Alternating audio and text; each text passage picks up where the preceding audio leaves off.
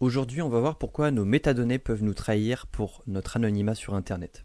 On va commencer dans le vif du sujet directement avec deux choses. Aujourd'hui, nous pouvons être anonymes par le biais de proxy, de VPN, donc de tunnels sécurisés, de modifications DNS et plein d'autres outils réseau. Mais majoritairement, on est anonyme avec un VPN, avec un proxy, avec l'un, l'autre ou les deux, avec une modification DNS. Ça nous permet d'être anonyme. En tout cas, c'est ce qu'on nous a toujours dit. Mais est-ce que vous pensez réellement qu'on est anonyme, surtout en 2025 ? Aujourd'hui, on va démontrer que non, et que aujourd'hui, en 2025, avoir un proxy, un VPN, utiliser des outils, des tunnels de sécurité qui sont censés chiffrer, anonymiser, sécuriser notre identification sur Internet, sur le web, aujourd'hui, en fait, ça ne suffit plus. Aujourd'hui, on va démontrer simplement l'importance de nos métadonnées dans le tracking sur Internet. Alors ça va être très très simple. On va avoir ici un navigateur. Encore une fois, je le précise, je suis sur une VM. On va avoir un navigateur Windows 10. C'est une VM Windows 10. Sur Edge, le navigateur par défaut. Je suis actuellement sur ce navigateur, mais j'ai cependant installé Tor. Ça sera le sujet d'une vidéo qui sera dédiée uniquement à Tor, on en parlera plus en détail. Mais en l'occurrence, aujourd'hui, on va quand même l'utiliser pour faire une petite démonstration. Donc, aujourd'hui, je vais aller sur 3 sites. On va parler du plus simple. Aujourd'hui, on va parler du DNS. Pourquoi on va parler du DNS ? Alors en fait, c'est forcément quelque chose dont on a tous entendu parler, qu'on soit un peu dans la tech ou qu'on soit pas du tout calé sur le sujet. On a tous un DNS. Souvent, c'est le DNS de notre FAI, donc de notre fournisseur de box, un fournisseur d'accès Internet. Ce DNS-là, par défaut, c'est celui du FAI, donc de l'entreprise qui vous permet d'avoir Internet. Orange, Free, SFR, etc. Ce DNS-là, c'est globalement, pour faire très simple, c'est un outil, c'est un annuaire qui permet de traduire une IP d'un nom de domaine. En l'occurrence, quand je contacte NordVPN, encore une fois, c'est une grosse vulgarisation, mais c'est pour vraiment simplifier.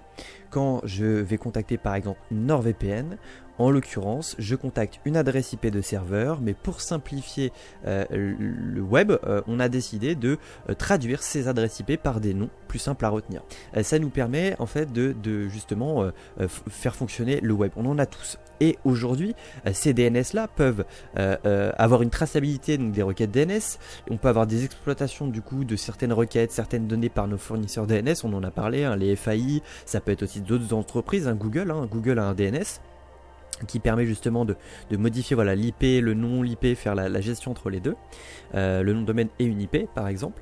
Mais eux par exemple, ils pourraient potentiellement, comme votre FAI, tracer, enregistrer des choses et les utiliser pour des états, pour des personnes qui pourraient payer pour avoir des informations sur vous.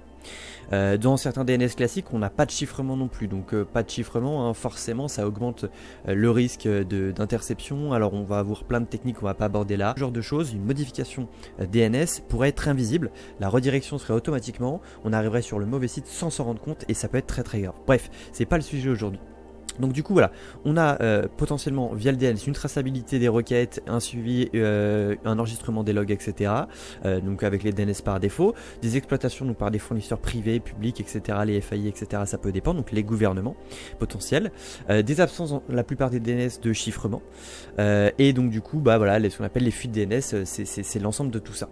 Aujourd'hui on peut faire le test, donc ces liens seront dans la description. On peut faire le test donc en l'occurrence avec NordVPN qui fait un site de test assez simplifié. On n'est pas en partenariat, c'est pas parce que je recommande NordVPN que j'aime NordVPN, c'est simplement parce que pour la vidéo, il est simple à comprendre. Aujourd'hui, on va avoir donc nos DNS qui vont être ici. On voit qu'aujourd'hui, je suis hébergé en France sur le DNS Cloudflare et non mon DNS par défaut de FAI ou celui de Google. Et on va avoir les IP des DNS. On va surtout simplifier parce que je prends beaucoup de temps sur une petite partie sur cette vidéo. Ce qu'il faut savoir en fait, c'est que Cloudflare aujourd'hui, c'est un des DNS que je vais le plus recommander. Pas n'importe lesquels. Encore une fois, il y aura des informations dans la description. Mais aujourd'hui, donc c'est le 1.1.1.1, enfin 1 x 4. Ça vous parlera, ça sera le sujet d'une autre vidéo en détail, un spécial DNS, mais ça parlera à ceux qui ont déjà fait. En fait, c'est comme une adresse IP qui est un peu différente des adresses IP classiques, mais en l'occurrence qui permet de modifier ces DNS. Et En utilisant Cloudflare DNS, on va avoir la sécurité axée sur la non-conservation de logs, des requêtes DNS. Ils ne vont pas non plus les monétiser, ils ne vont pas revendre vos logs, vos informations liées aux requêtes, etc. ne sont pas revendues. C'est un DNS qui est assez rapide, qui est vraiment axé sur la vie privée. C'est considéré comme un des meilleurs en termes de cybersécurité, en termes de rapidité, et surtout ils vont utiliser du chiffrement. Si on rentre dans le détail, ils appellent ça le DNS over HTTPS ou le DNS over TLS. Voilà, c'est on va dire les mots un peu savants, un peu techniques pour confirmer ça. Donc moi aujourd'hui je recommande ce DNS Cloudflare. On a aussi Quad 9 que je ne connaissais pas du tout avant de faire cette vidéo, qui pareil est un DNS qui est assez réputé dans le domaine de la cybersécurité, de l'anonymat, etc., qui ne stocke pas de données personnelles, qui ne les revend pas à des tiers, qui va bloquer automatiquement même les domaines malveillants. Donc ils ont des listes de sites potentiellement importants, des menaces majeures qui mettent à jour pour les bloquer, etc. Donc ça aussi c'est un ajout au niveau de la sécurité. Donc aujourd'hui, si vous voulez être anonyme, vous allez devoir modifier vos DNS, les remplacer par Quad 9, le DNS, l'un des DNS les plus confidentiels. Donc en modifiant son DNS, on se protège et on se rend beaucoup plus anonyme. Étape numéro 1. Ensuite, on va faire le test avec un site internet que j'aime beaucoup, qui s'appelle What's Is My Browser. Alors, on va pas faire attention à mon accent, mais on va faire attention à ce qu'il va nous dire. Aujourd'hui, ce site internet va pouvoir nous dire, en l'occurrence, la version de notre navigateur. Tous les sites internet, qu'ils le veuillent ou non, peuvent mettre en place, peuvent avoir la possibilité simplement de récupérer des informations. C'est fait automatiquement par votre navigateur, que ce soit Edge, que ce soit Google Chrome. Automatiquement, il récupère ces informations. C'est à chaque entreprise, chaque site internet de les exploiter ou non. En l'occurrence, on va pouvoir voir que on n'a pas la bonne version Edge, qu'on pourrait justement la mettre à jour. Donc on va avoir ces infos là. On va avoir donc la version le type de système d'exploitation qu'on va avoir. En l'occurrence, c'est un 64 bits, ce qui est normal, ce qui est très récurrent. On va avoir plusieurs informations. Alors là, on les a pas tous, mais un site internet peut vraiment récupérer pas mal de choses. Sur quel réseau vous êtes connecté, en l'occurrence forcément votre adresse IP, d'où l'intérêt des VPN dans ce genre de cas. Mais on va aussi avoir du coup en corrélation la localisation approximative, le service internet. Là on voit que par exemple on passe par Hostinger. En l'occurrence j'ai des services avec multiples couches domaines, et on va avoir multiples redirections via différents serveurs. En l'occurrence j'ai fait une petite bidouille avec des VPS, on pourra en revenir plus tard, ce qui me permet de taper plusieurs serveurs, d'avoir un trafic réseau qui est sécurisé, qui passe par plein de FAI, techniquement c'est des centres de données, bref, pour anonymiser tout ça. Donc on va avoir ces informations là, on va aussi avoir, et c'est très intéressant, la taille de notre écran, ça va être très intéressant, la résolution de notre browser Windows, donc de Windows. On va avoir des informations sur le suivi des cookies aussi, ça on pourra en reparler plus en détail, mais ça s'arrête un petit peu là. Ce site là est assez soft, ça vous met dans le bain.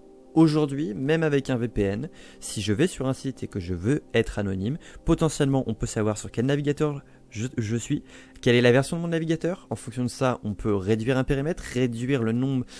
Imaginons vous avez 3 utilisateurs qui vont sur un site. Si on sait que 2 utilisateurs, on les connaît, on peut les identifier et on sait qu'ils ont leur version à jour. Et le troisième, par corrélation, on va savoir qu'il ne fait pas partie de notre liste, qu'il n'est pas à jour, et ça va nous donner des arguments en plus pour potentiellement se rapprocher de la source de la cible pour l'identifier. Donc ça c'est très important. On va pouvoir avoir des informations sur l'IP mais qui peuvent être bloquées. En l'occurrence ces informations là, la taille de l'écran, notre navigateur sont beaucoup plus difficiles à bloquer. Surtout les cookies qui peuvent être, on peut avoir du cookie tracking. Si vous, par exemple, vous intervenez pas en navigation privée, déjà vous allez avoir des restes de cookies. Si vous passez sur certains navigateurs, même en navigation privée, on a certes des cookies qui ne sont pas enregistrés, mais on a des méthodes quand même pour récupérer plus ou moins un léger cache de session sur la navigation privée, mais dans d'autres fenêtres de celle-ci, on peut récupérer des fois un cache de cookies. Donc c'est jamais 100% sûr.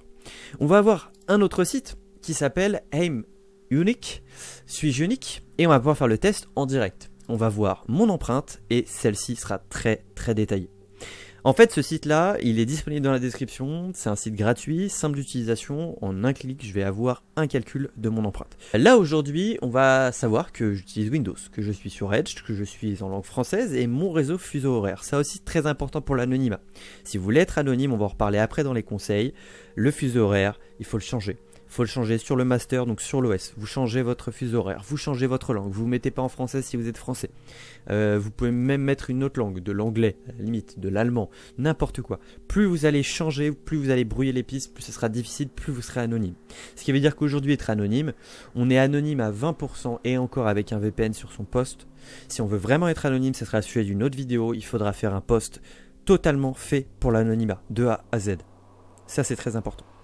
Alors, on va pouvoir savoir donc du coup, dans le User Agent, donc ça c'est les informations qu'on va avoir dans l'entête HTTP, donc ce que va récupérer le navigateur. Voilà, il récupère plein de paramètres. Il y a des paramètres très spécifiques, on ne va pas rentrer en détail. Mais c'est ces paramètres-là qui vont nous permettre justement de savoir sur quel système on est, etc. Alors les paramètres intéressants.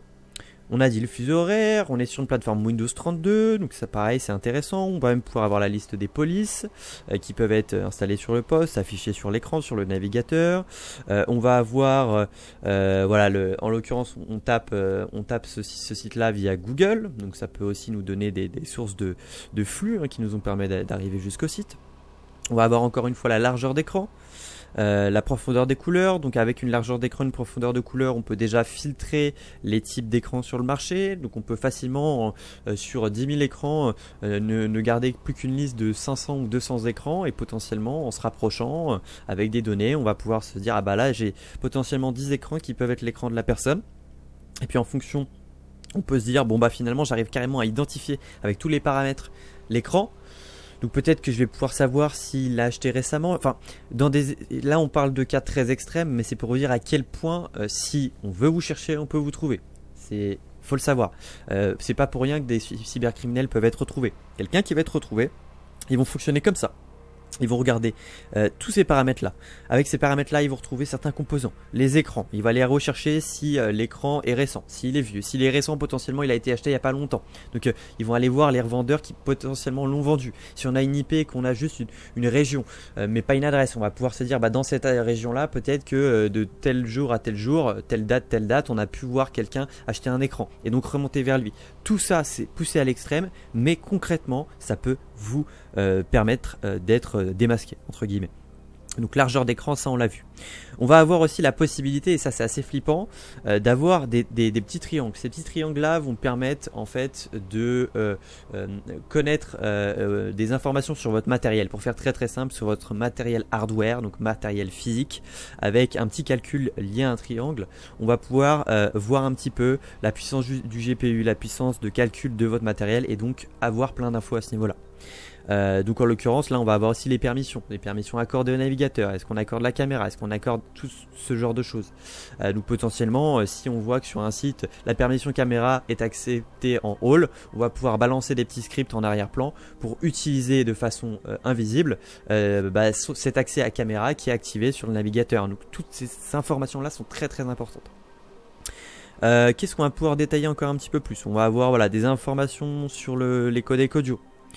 On va avoir pareil, bon ça c'est de toute façon voilà le type de clavier, pareil c'est du AZERTY, du QWERTY. Vous pouvez mettre votre clavier, avoir un clavier AZERTY, mettre en QWERTY sur le logiciel, sur le software, sur Windows. Ça peut aussi brider les pistes. Vous pouvez travailler avec un clavier, et c'est ce qui est souvent recommandé, textuel, digital, et pas un clavier physique. C'est très très chiant, mais dans certains cas pour des choses très très spécifiques, les keyloggers c'est plus difficile sauf s'il y a un screen d'écran, mais ça peut surtout vous rendre beaucoup plus anonyme. Ça c'est très très important à prendre en compte. Et donc du coup avec un clavier qui serait textuel, on pourrait très bien avoir oui du QWERTY, voire il y a même des possibilités pour justement mettre en AZERTY son OS, mais avoir le clavier textuel donc visuel en AZERTY. On peut faire ça. Voilà, donc grosso merdo si je puis dire, c'est après toutes les infos qu'on peut avoir. On va aussi forcément pouvoir savoir la carte graphique qu'on a sur l'ordinateur. On va pouvoir aussi, le site ne rentre pas dans le détail, mais connaître exactement les composants. Donc savoir si vous avez un Intel, un AMD, si vous avez combien vous avez de gigas de RAM, etc. Potentiellement vos disques durs. On peut quand même avec certains petits scripts, certaines petites choses sur certains sites spécifiques avoir ces informations-là. Et en l'occurrence, moi je devrais avoir ma carte graphique qui s'affiche. Elle ne s'affiche pas parce que je passe via une machine virtuelle sur mon poste. Donc en fait ça casse un peu le truc. Le système n'arrive pas à retaper directement le hardware alors qu'il devrait normalement me le sortir. Il devrait me mettre Nvidia, hein, j'ai une Nvidia. Donc voilà, mais ça faut le prendre en compte. Donc du coup on va faire un test. On va aller sur ce site là et on va se mettre sur notre navigateur Tor. Tor, c'est très simple, pour s'anonymiser déjà, on en reparlera sur une autre vidéo, on peut changer notre langue. On vous l'a dit, si vous êtes en français, si vous êtes un français, mettez anglais, brouillez les pistes. Donc là, on va se connecter. Donc on va même lui dire de se connecter automatiquement, on pourrait même lui dire. On se connecte, alors attention, j'ai un VPN plus le réseau Tor qui passe par 4 ou 5 proxys. Ça va être très très long. Dans mon cas, c'est très long parce que j'ai déjà un VPN. Dans le cas du commun des mortels, c'est quand même plus rapide. La langue, on la laisse en français, mais on pourrait la mettre en anglais pour anonymiser tout ça. Ce qu'il faut savoir aussi, c'est que forcément, vous voyez ma VM, si jamais je veux de plus d'anonymat, je vais trouver mes mots, je peux baisser ma fenêtre. Plus je baisse ma fenêtre, plus je vais, entre guillemets, tromper les navigateurs. On va faire le test. On va lancer notre site. En modifiant les paramètres de langue, vous serez difficile à identifier. Cela améliore la protection. Donc là, on va lui dire oui, je le mets en anglais. Tout simplement. Là, on arrive sur le site. Attention, comme je l'ai dit, j'ai mis en petit ma fenêtre. On va voir que mon display d'écran va baisser. Je serai donc plus difficilement identifiable via mon écran, via ma taille d'écran. Je serai plus difficilement identifiable parce que je ne suis pas en langue française, je suis en langue anglais. Alors là, il se met en erreur. Il trouve peut-être aucune information, je l'avais déjà fait, mais on va voir, on va le remettre. On va lancer. Voilà, déjà, vous voyez, il s'est mis en configuration English parce que je suis en English. Donc déjà, il s'est automatiquement switch sur le site version anglais. Voilà, on va le laisser charger. Ok. Donc là, il me dit que voilà, vous êtes unique sur empreinte dans la data, dans la base de données. Donc vous êtes très unique, voilà, sur beaucoup de choses. Globalement, par rapport à l'ancien, si on regarde, ça va être un peu similaire. Là, par contre, il nous met bien qu'on est sur Firefox, puis sur Edge. On va avoir une langue qui va changer. En l'occurrence, mon fuseau horaire a changé aussi, forcément. On va avoir dans le User Agent les informations du navigateur. Donc Tor passe par le navigateur Mozilla Firefox, c'est normal. Donc du coup, on va pouvoir aller sur tout. Donc on voit qu'il y a pas mal de zones aussi qui sont un peu en rouge où il n'arrive pas à avoir toutes les infos. Pareil sur les polices aussi. Sur les propriétés du navigateur, il ne trouve pas grand-chose. Moi, ce qui m'intéresse, voilà, c'est la taille de l'écran. La taille de l'écran, vous voyez, là je suis en 500, 600. Donc on peut même, en fait, lui, il génère à l'instant T. Donc c'est-à-dire que maintenant, si je me remets en plein écran, les données vont rester. On voit que mon écran a changé. On va voir que pareil, les permissions, il a eu du mal. Tout ce qui va être le render, etc. CPU, là, il a rien pu faire du tout. Il a aucune donnée, tu vois. Vous voyez, un not supported. Il n'arrive pas à voir les infos.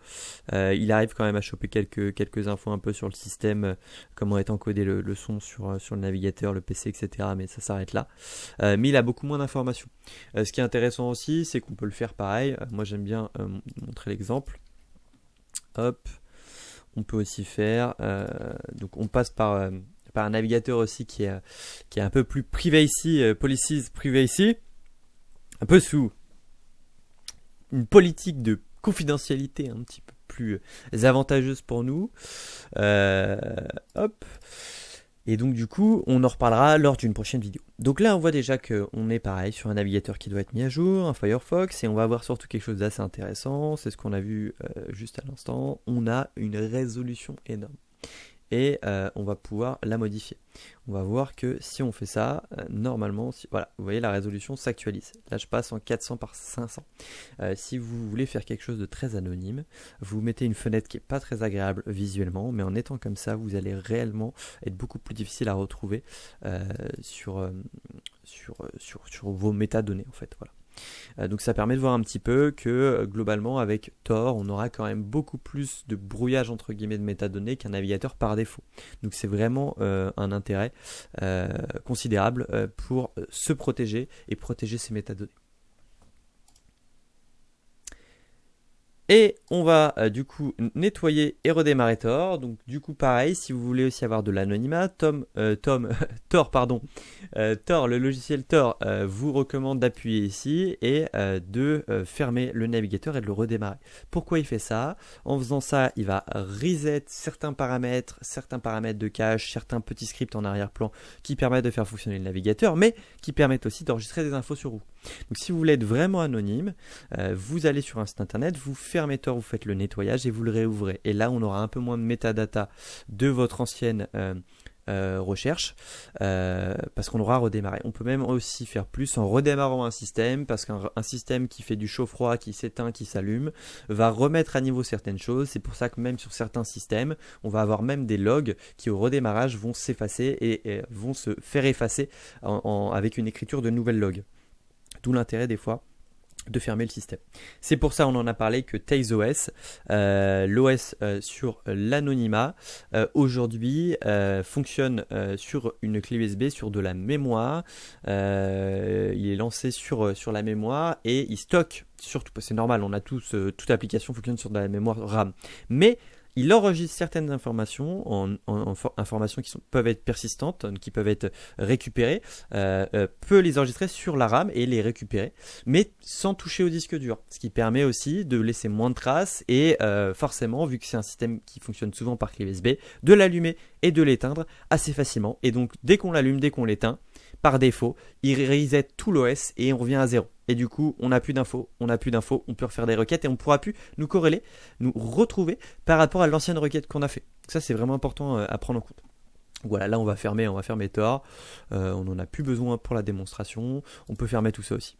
Donc pour finaliser cette vidéo, 3 choses à prendre en compte: modifier vos DNS, utiliser donc des outils permettant de tester vos métadonnées, utiliser une application comme Tor, et si possible, dans certains cas, si vous avez confiance en votre éditeur de VPN, vous pouvez même rajouter un VPN en plus de l'utilisation de Tor pour protéger votre IP à la source avant la connexion à celle de Tor. À savoir que Tor peut, même dans des pays où il y a des géorestrictions et qui peuvent détecter Tor, dans certains cas, Tor fait automatiquement ce système. Il va s'auto-brouiller pour que quand vous vous connectez à Tor, votre FAI ne puisse pas le savoir. Si vous vous connectez à Tor depuis votre box et que vous n'avez pas de VPN, votre box internet, votre opérateur, pourra voir dans les logs que vous êtes connecté à Tor. Ce qui veut dire que des autorités françaises qui voudraient par exemple faire de l'espionnage de masse, etc., pourraient se dire: c'est très simple, on prend tous les FAI en France, on filtre toutes les requêtes vers Tor et on analyse plus ou moins automatiquement ces requêtes pour en arriver à des personnes, des utilisateurs, donc des numéros de compte chez les fournisseurs, pour les espionner entre guillemets, pour analyser, voir s'ils font pas des choses illégales.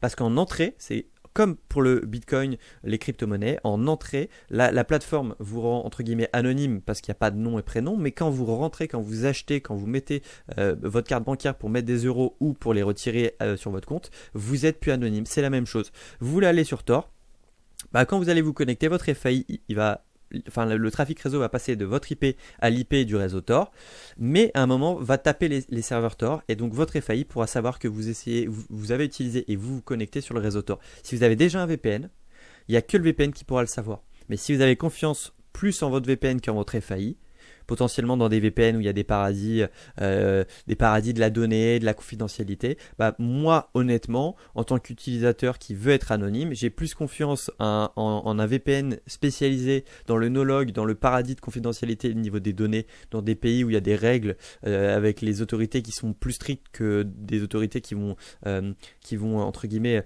s'entraider, comme en France. Aujourd'hui, oui, si je fais plus confiance à ce VPN là, par rapport à mon opérateur qui communique vraiment tout à mon service de renseignement. En l'occurrence, dans ce cas, je prendrai un VPN pour me connecter au réseau Tor. Ça sera un peu plus lent, mais comme vous avez pu le voir, là je suis via une VM, j'ai même 2 VPN à la source et le réseau Tor. Et aujourd'hui, on a pu charger des pages assez facilement, donc ça fonctionne quand même. Le réseau est plus lent, mais ça sera toujours le prix à payer pour une cybersécurité avancée, et surtout, parce que honnêtement c'est surtout ça, de l'anonymat vraiment plus profond. On ne sera jamais anonyme à 100%, mais on peut tout faire pour l'être beaucoup plus.